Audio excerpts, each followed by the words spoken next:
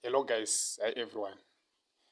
Pane nyaya yandauya nayo guys, ndichida kungotenda maititi nenyaya yavakataura zuro.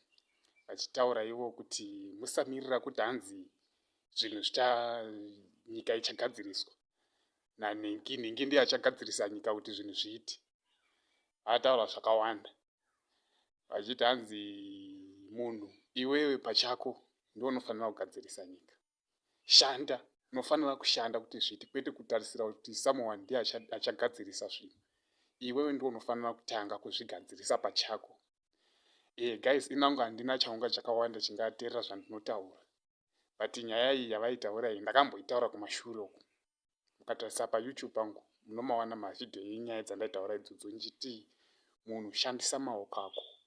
Kwete kutarira someone kuti ndiye achadai. Iwewe pachako shandisa. Saka ndabva ndangozvifarira kuti zvandiri kutaurawo zviri kutaurwa nevamwe vanhu vakuru kwandiri. Mukaenda paYouTube pangu munomaona mavhidhiyo iwawo andaitaura ndichiti shandisa maoko ako munhu. Usatarisira kuti hanzi nhingi ndiye achandisumudza kana kuti nhingi ndiye achasumudza Zimbabwe kunaka. Iwewe pachako iwewe ndiwe unofanira kuzvinatsa. Tisati tatarisa zvokuti hanzi nhingi yacho, iwewe pachako simudza Zimbabwe. Shanda, unofanira kushanda. Saka ndafara guys kuti ndikutaurawo zvimwe zvinhu zviri kutaurwawo nevamwe vakuru. Saka guys, tinofanira kushandisa maoko edu. Tisatarisa kuti hanzi zvinhu zvichada kungotsvaka maproblem, maexcuse nezvimwe zvisina basa.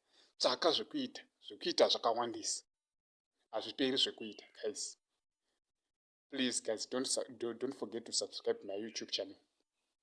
Ndopatinowanikwa ipapo tichitaura zvakawanda wanda. But inyaya yekuti hatisati takuzivikanwawo hedu. Titoriwo nezvakakosha zvatotaura. Saka mukafollowa munozviwana zvakawanda guys. Thank you. Don't forget to subscribe.